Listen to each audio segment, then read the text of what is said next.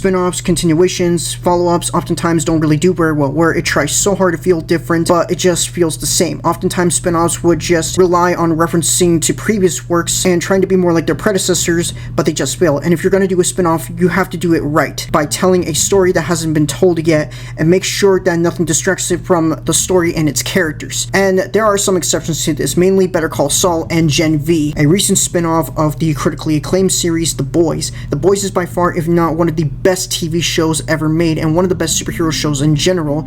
And when I first heard about a spin-off of The Boys, I was excited, but yet I was a little concerned about how they were going to pull it off, because spin-offs oftentimes don't really do very well. But after watching Gen V, I realized about how good the show is. It does a really great job on being its own unique story while being set in the same universe as The Boys, whereas many other spin-offs and follow-ups fail. It does a really great job on being its own unique story while being set in the same universe as The Boys.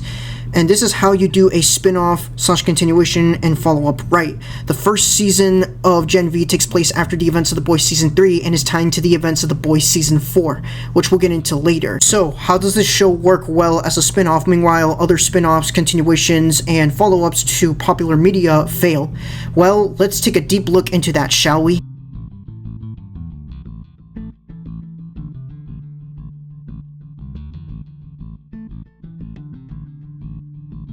One of the purposes of a spin-off, continuation, or follow-up is to understand the original work while providing something new that hasn't been told in the franchise yet, providing something new for the audiences. But any spin-off, continuation, or follow-up, no matter how well-intentioned, there's always a risk of doing the opposite, while detracting the original source instead of enhancing it. A problem similar to the MCU since post-Endgame with the new MCU movies and the Marvel Disney Plus shows. Ever since Phase 3 of the MCU has been taking a downfall with its quality and with its continuity, and it just seems to be more like a chore to watch every single Marvel movie and every single Marvel Disney Plus show. It repeats the same formula over and over again, and oftentimes that it would fail, and completely forgets about what made the MCU very good in the first place. And the MCU is now a shell of itself, and having a lack of direction with the multiverse saga and with the stories that they are telling with the multiverse sagas, having a lack of direction. With Gen V, it doesn't feel like a chore. It balances between the old and the new. It does a really great job on focusing on the characters while also trying to set up for the future of the boys, where the characters aren't one-dimensional or bland characters like how we see in the MCU. These characters are characters with flaws and characters that have really great character arcs that I'm hoping that it will expand more in future seasons. While Gen V does add some cameos from characters that we all know from the boys, it doesn't really shove them into the scene, and it doesn't really take away from the characters. And I also really like about how it enters into the point of view of the Supes being set in a school like X-Men, My Hero Academia, or Sky High, but as a mystery series, but with a dark parody twist to it, and seeing the world of the Supes and not the world of the boys that we're all familiar with, because these characters aren't familiar with the world that we already seen from the boys. The Boys has a very dark and violent tone, just like the comics, but it goes deeper with the story and its characters and giving more details and expansion on the story, something that the comics has a very hard time with and is mainly relying on shock value rather than story. With the Boys TV series, it does a really great job on developing its characters and even showing about the darker side of the Supes, where we see these characters experiencing the trauma of the Supes and seeing them who they truly are, seeing their true colors, and seeing about the kills and all the bad things they have done, and showing us as the viewer that they are not what expected to be. With Gen V, it does a really great job with focusing on new characters and focusing on the eyes of the Supes instead of the eyes of the victims of the Supes. We don't see the Supes as bad people, nor we don't see them as products. We see these Supes as regular people who are having problems fitting in with society, mainly due to their past trauma experiences and due to their afflictions and their downfall, and having a hard time to overcome their flaws. With characters like Andre, for example, Andre is by far, if not one of the most relatable characters in the series, and I really like about how they did an amazing job relating with his character. He was a fun going out guy who had a really fun time to go out having fun with his friends. But in reality, outside of that, he's being pushed and pressured by his father Polarity to become the next Polarity and to be a part of the Seven. There's also characters like Emma, aka Little Cricket, a soup that can shrink into small size. Very similar to characters like Ant-Man in the atom. Though she can only do her shrinking powers by purging, she's very insecure and thinks that her powers couldn't get her into the Seven, but that doesn't stop her for her dreams of becoming an actress starring in Vought's films. Her relationship with her mother is not that good, and her mother only sees her as a lottery ticket rather than an actual person, even planning to exploit her insecurities on a TV documentary series. Then there's Jordan, a soup that changes from one gender to the other, but every single time that they change from one gender to the other, one of the genders have a very special and unique power. Jordan started off as a dick, but eventually we do get to see more of a likable side towards them. Then of course there's Marie, one of if not the best written protagonists to be ever created in the series, where she has one of if not the best character flaws and one of the best character developments and the best arcs out there. Marie doesn't attend to school for personal fame or personal glory or whatever. She just wants to become a real hero. She wants to help people, and she also does this to find her sister and to prove her sister that she doesn't have to be afraid of her after accidentally killing their parents when she first got her powers. She struggles with a lot of things, especially struggling with the death of her parents and struggling with trying to get into crime analytics. Sam, who is a mentally unwell soup with a lot of mental health issues. And then there's Kate, who can control people's minds whenever she gets close to them and touches their arm, and sometimes she can also read minds too. She also has a couple of dark secrets, which we'll get into that later. The writers did a really amazing job on how to develop the characters pretty well in the spin-off, and definitely giving them personalities and giving them flaws, something that most media don't really give too much nowadays. They seem to give characters a bland character arc and not giving them any flaws or giving them much of a personality to be more likable. While Gen V is a very different show and is very different compared to The Boys, it still has the same tone and the same dark and gritty violence as The Boys is known for. While it's focusing on different characters and has a different setting, it's still The Boys. It still has the same charm to The Boys, and it still has the same roots of what made The Boys a very good show in the first place. Something that I think that some franchises have problems with, like with Marvel and Star Wars, and some that still have the same tone, like with Dragon Ball and Naruto. Sometimes they would forget about what made those shows very good in the first place.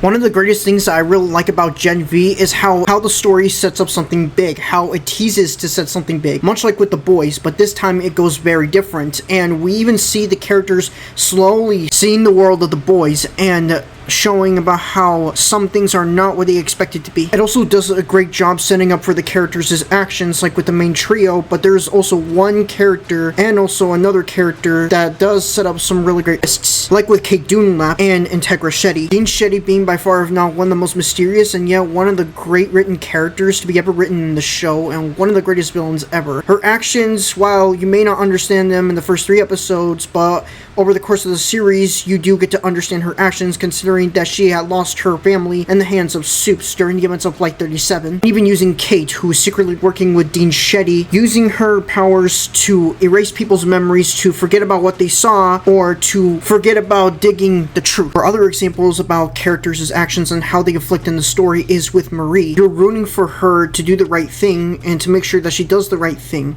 but in the end, when push comes to shove, especially when Vought market her off, she just accepts about how Vought is marketing her off with the Guardians of Godolphin marketing, or with other characters such as with Jordan Lee and how they got to be Brink's TA in the first place. Sam, who you're encouraging him not to kill anybody, not to kill any innocent people, as he has seen Luke is in his mind, and Luke is like the angel on his shoulder telling him not to go through with this, not to kill innocent people. But he's really unstable due to him being transported to a bunch of mental asylums over the past 3 years. Or with Kate, who seems to be very friendly and seems to be very helpful, until it was revealed that she knew about the woods and was secretly working with Dean Shetty to erase their memories, to forget about looking into the woods. Also knew about Sam being tortured and being experimented on, and also was responsible for erasing Luke's memories, forgetting that he had a brother. Gen V also does a great job on teasing us something very big that is set in the future for The Boys, such as the soup virus, which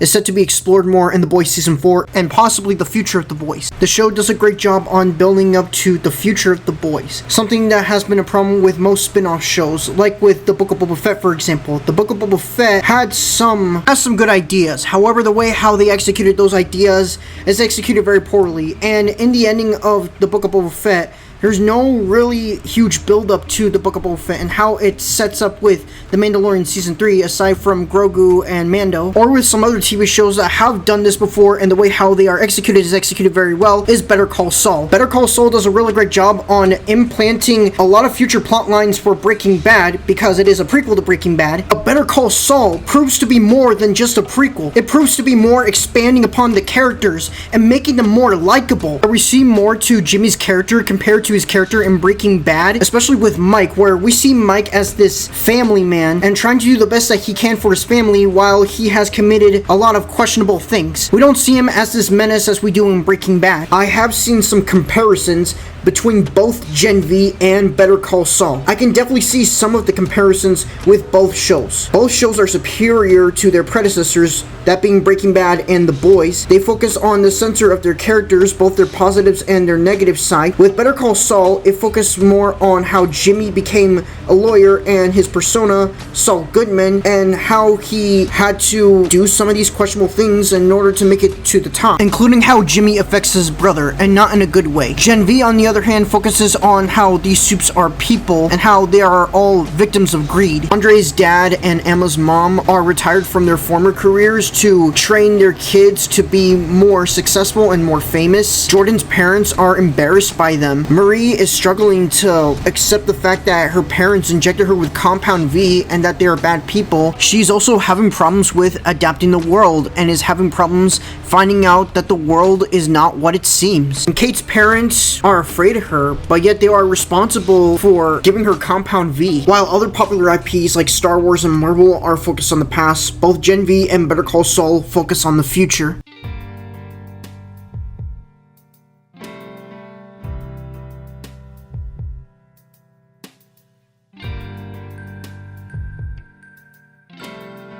I also think that one of the greatest temptations of making a follow-up, continuation / spin-off, especially to a beloved franchise with the MCU, Star Wars, Dragon Ball, Naruto, Soul Eater, Breaking Bad, etc., is to shoehorn in references to old works of previous material.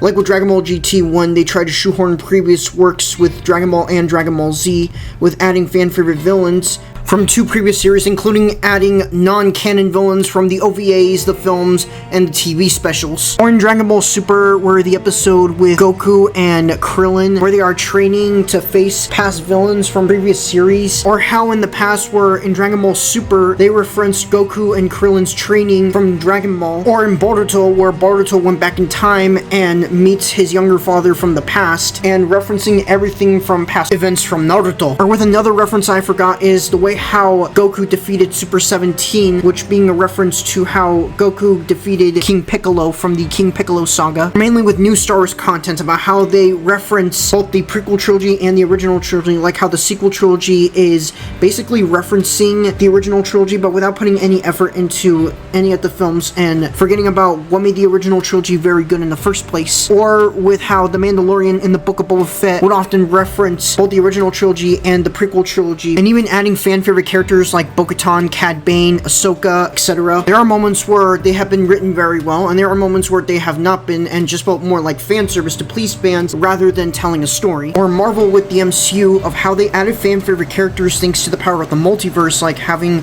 Tobey Maguire and Andrew Garfield's interpretation of Spider-Man, or having characters that we haven't seen in the MCU yet, or characters that we have seen from the MCU that were not written very well, or even having fan favorite characters like Professor X to be in there for no reason other than that he was just in there. Written very well, and some are not. But with Gen V, however, Gen V doesn't really focus that much on referencing on the past. While there are some references to the boys here and there, it doesn't really rely too much on references. Shetty meeting Mallory makes sense. Marie meeting Victoria Newman also makes sense. Grace and Shetty do have some similarities between one another. Both of them lost their loved ones. Grace lost her grandkids in the hands of Lamplighter, and Shetty lost her daughter and husband in the hands of Homelander during the events of Flight 37. Though the main difference is that Grace is willing to hear the soups and is willing to listen to reason and try to give them a chance, and is also playing by the rules.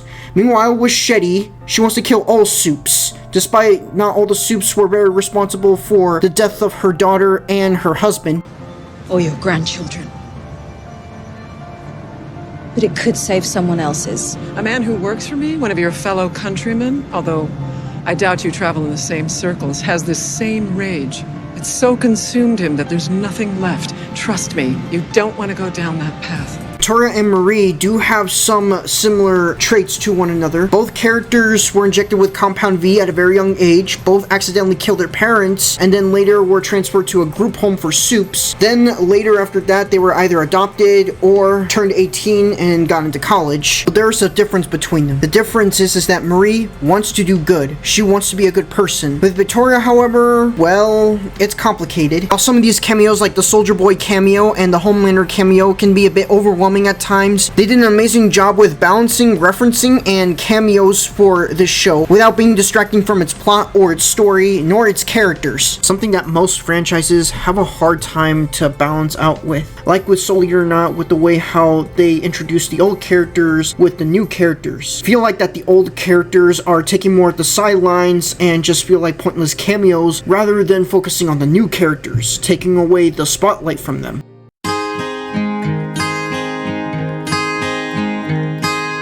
Conclusion, Gen V is a really good follow-up and a really good spin-off to The Boys. While Gen V hasn't been over as of yet, as the show has already been currently getting renewed for a second season, and since the actor who played Andre, Chance Perdomo, has sadly passed away, may he rest in peace, we don't know what the future is for Gen V, and we certainly do not know about the certainty for the character of Andre, since it's already confirmed that they are not going to recast Andre, and it's kind of pretty sad to see. And while The Boys has been confirmed to end with its 5th and final season, I do hope that the show will continue to go on. While we don't know too much about the plans for the show as of yet, I do hope that it will still stay strong. And while I'm praising the show, I am not blinded to see that it does have its flaws. Some of the pacing can be a bit of an issue. I really wish that Emma could have gotten more screen time, and I really wish that Shetty would have gotten more screen time as a character too. And I really wish that some of the questions in Gen V could have been answered, like how did Sam telepathically talk to Golden Boy, and can Emma shrink with her emotions and not purging, and some of its pacing issues.